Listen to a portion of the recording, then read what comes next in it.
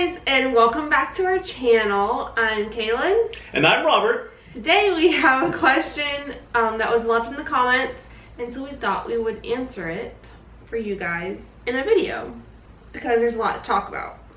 There's a lot to talk about in this question. So the question comes from Kristen Oliveira.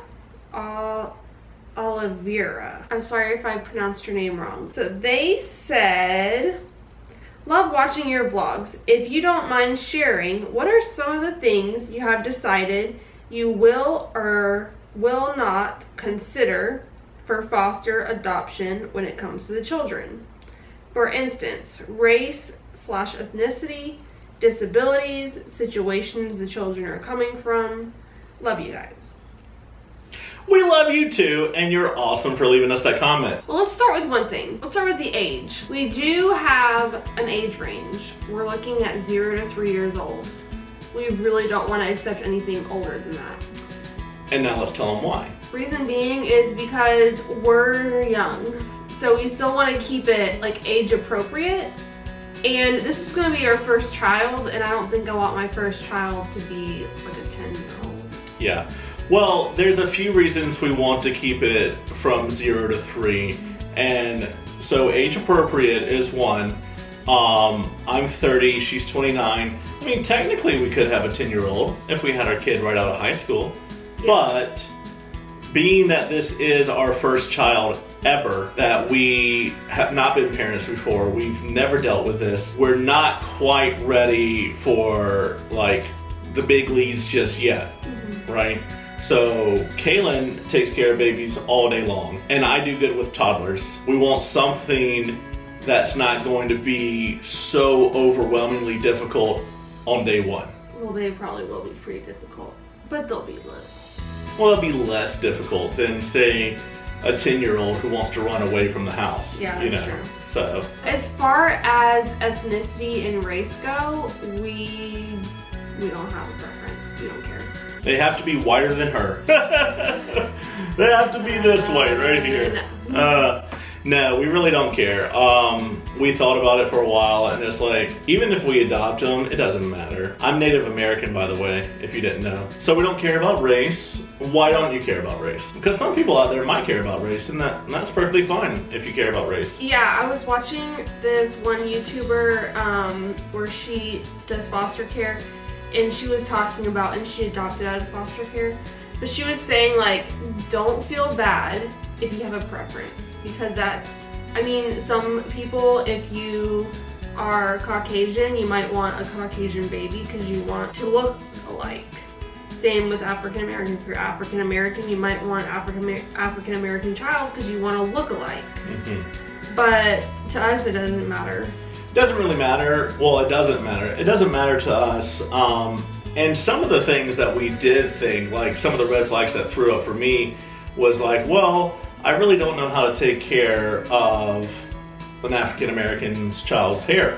Yeah, like a girl, I would not know what to do with their hair. But luckily, we have YouTube. That's true. So you can find anything on YouTube. And hey, who knows, maybe we'll make a video about that if we have an African American baby. And we'll be able to tell other foster parents. Yeah. Oh, and another thing that came up with race too was that, like, you were saying that when they grow up, they're automatically going to know that they're adopted. That is true. Now, if you wanted to keep it, like... Yeah, if you're trying to be sly and you're trying to, like, keep the fact that they're adopted from the child, which, you know, some people do. Some people go their entire life without knowing they're adopted. So there's just some things some family members want to keep from their kids, and that's okay. Yeah. I think our child's going to know. Growing up. If they ever watch YouTube, they'll know. What about disabilities? Disabilities, you know, here's what I want to preference this. In our class last Saturday, we were talking about categorizing children, and we were talking about putting them in a box. Like, once they do one thing, the system kind of labels them, right?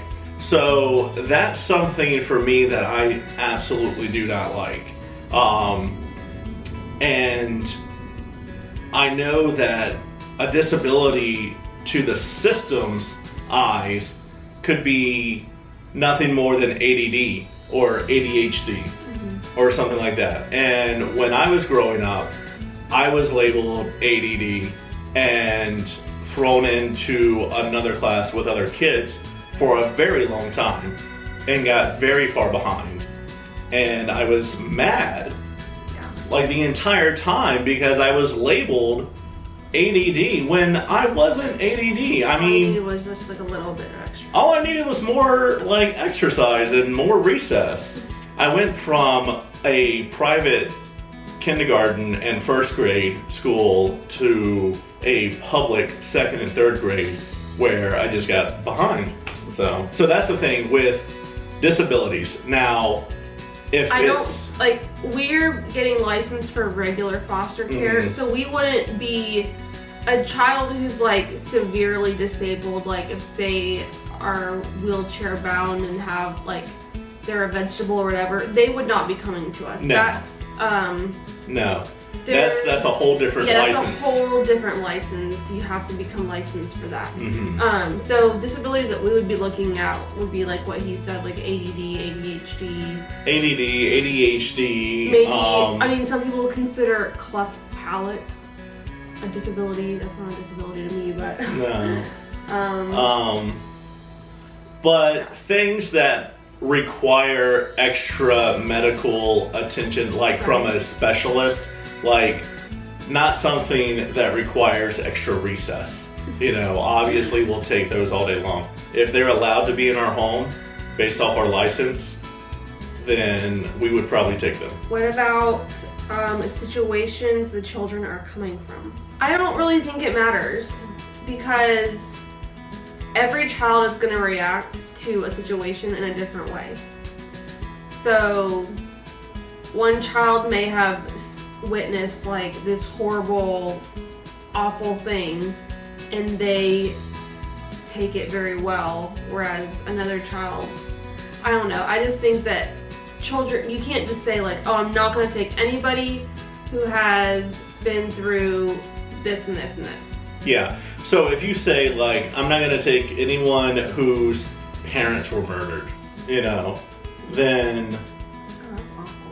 That is awful, but that's the kind of stuff like that could happen. But that's also why, because we are accepting pretty large varieties of children, that is why we're limiting the age. Because I think as long as we stay 3 and under, then hopefully they'll be able to rebound a little bit better than someone who might be 10 or 12 years old going through the same situation. Just because we are not equipped to handle an upset 12-year-old who just saw their parents get killed. Yeah. We're not equipped to handle that. And that's the great thing about foster care, because there are parents that were in the class with us that are capable of handling that. And then as far as like things that we would not consider, you are allowed to ask certain questions about them. I'm probably going to ask about their behavior. If they've been in homes before, like what's their behavior? Because I don't know, I don't think I do well with a kid 24/7 who has severe like behavior issues. Like I can handle misbehaving. I deal with that all day. Yeah. And I can handle attitude. Attitude doesn't bother me that much. No. But like we're talking severe. Yeah. We're talking about like kids who are violent against animals, like severe behavior problems. And even in our class, we talked about that. We're like, so would you ever take a kid that's violent against animals? No. But that's the thing, like you have to dig a little deeper, like why, what type of violence do they do against animals? Because the system, like I said, slaps a label on you and then boom, you're labeled that for the rest of your life. Like, what if it's a little boy who shoots a BB gun at a squirrel? Well, guess what? I did that too. What, you killed squirrels? I didn't hit them. I always missed. But I tried. That is awful. What if it's a little boy who shoots a BB gun at a butterfly? A poor innocent butterfly. I did that too. They're beautiful creatures. So guys, thanks for your questions. Thanks for asking that, because honestly, we didn't even think about making that as a video, which is a great video, so I'm glad you asked. Next month, guys. Next month, actually at the end of this month, we could have a kid. I know. We could have 2 kids. I know. It's crazy. Me with a kid. And someone's giving me a license for it. Oh. Anyway, so I got this question for you guys. So Father's Day is coming up this Sunday. Since Father's Day is this Sunday, and I could possibly be a father this month, is it okay for me to celebrate Father's Day? Yes, of course. Anyway, guys, keep watching us. We love you. You love us. That's fantastic. We got a lot of things going on. Next month, we're going to Florida for her cousin's wedding, which is going to be amazing. Are you super excited? Super excited. Guys, if we have a kid by then, which I'm pretty sure we will, it will be our first time ever traveling with a child. So if you have any tips, suggestions, like, we're confused on what to do about car seats. We're totally confused because here's the situation. We found out like a week and a half ago her cousin's getting married at the end of next month. We're getting a baby at the end of this month. We have roughly a month with roughly 3 weeks with the baby ourselves before we go down to Florida. We've already got our flight. We already have a large car seat here, but I bought luggage carry-on for a bag and a stroller. But when we get down there and we get in a car, we're gonna have to have a car seat. We don't even know like what car seat to take, because I mean, we can't mail our ginormous car seat down there. That would be ridiculous. But if it's a baby, then maybe we can buy a carrier and then mail the base down to her mom. Like an extra one. Like an extra base. One online. Yeah, so have one sent to her mom. But then what if we have 2 kids? Hi, don't even. So this whole wedding thing really came out of nowhere, but we're excited about it. We're excited and stressed. We're stressed not because of the wedding, just traveling. We don't know what we're getting. We don't know. And we won't know until like right before. Yeah. So it's a little stressful.